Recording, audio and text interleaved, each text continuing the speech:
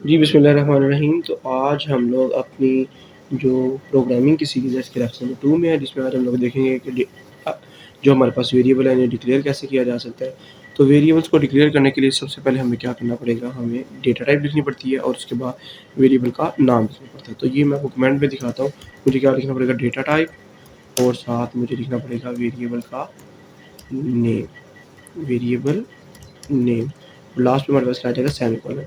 ये इसी को हम लोग फॉलो करते हुए कुछ वेरिएबल डिक्लेयर करते हैं, जैसा कि सबसे पहले मैं एक इंटीजर टाइप का इंट एज ये एक वेरिएबल डिक्लेयर करता हूँ। फिर अगर मैंने कोई फ्लोट टाइप करना है तो मैं लिखता हूँ फ्लोट, उसके बाद मैं लिखता हूँ हाइट, और लास्ट में मैं एक कैरेक्टर टाइप का वेरिएबल डिक्लेयर करता हूँ जो कि होगा ग्रेड।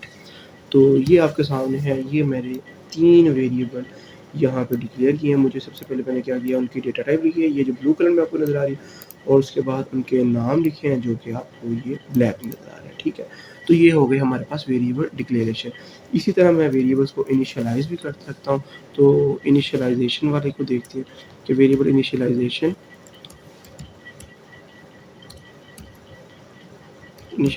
आ गया ये मेरे पास। इसमें मुझे क्या-क्या लिखना है, मुझे सबसे पहले लिखना है जी डेटा टाइप, उसके बाद मुझे लिखना है जी वेरिएबल नेम, उसके बाद इक्वल, फिर आ जाएगी मेरे पास वैल्यू, और लास्ट पे सेमीकोलन। तो जो ऊपर ही वेरिएबल है जिन्हें मैं डिक्लेयर किया हुआ है, इनको अब मैं इनिशियलाइज़ करता हूँ।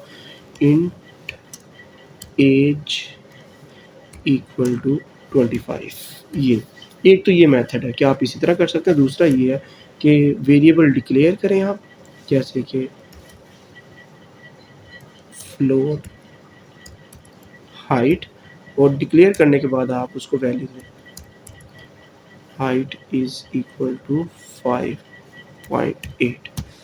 ये दोनों मेथड होंगे। एक तो आप ऐड इसे बोलते हैं, ये वाली जो है इसे बोलते हैं, ये यहाँ मैं लिख देता हूँ, initialization at the time of declaration, ठीक है। ये पूरे बनता है डन।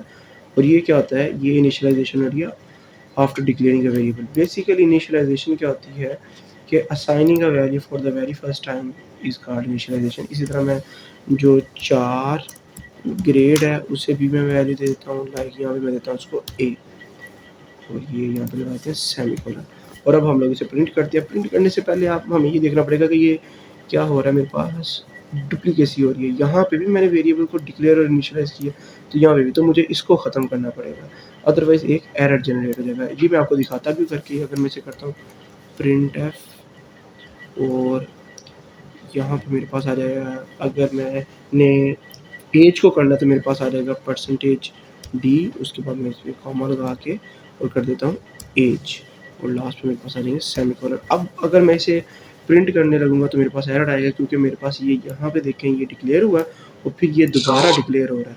तो मुझे इस चीज़ को देखना है, तो ये मैं रन पे क्लिक करता हूँ, आप ये देखेंगे कि ये एरर आ गया, ठीक है। तो अभी अगर एरर ख़त्म करना हो तो मैं इसको डिलीट करता हूँ, दोबारा इसको रन करते हैं, तब देखते हैं ये हमारे पास 25 एग्जैक्ट वैल्यू आ गई है।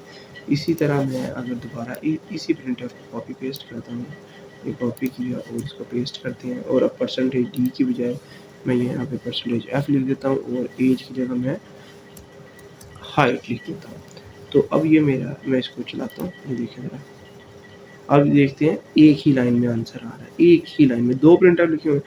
तो मैं क्या करता हूँ, यहाँ पे मुझे क्या करना पड़ेगा, बैक स्लैश लगानी पड़ेगी, back slash N. Back slash N मुझे क्या करेगा, न्यू लाइन पे प्रिंट करेगा। और अब दोबारा इसको देखते हैं, चेक करते हैं। तो अब ये देखिए मेरे पास जो आउटपुट आ रहा है ये 2 लाइनों में आ रहा है। तो आप इसी तरह वेरिएबल को डिक्लेयर कर सकते हैं, उसको इनिशियलाइज़ कर सकते हैं, और उसके बाद उसे प्रिंट भी करवा सकते हैं। और अगर आप चाह रहे हैं कि आपका आंसर मल्टीपल लाइन्स में आए तो आप क्या यूज़ करेंगे, बैक स्लैश एन यूज़ करेंगे। तो होपफुली आज का लेक्चर आपको समझ आया होगा। तो इंशाअल्लाह ताला मिलते हैं नेक्स्ट लेक्चर में। आप अपना ख्याल रखिएगा। अल्लाह हाफ़िज़।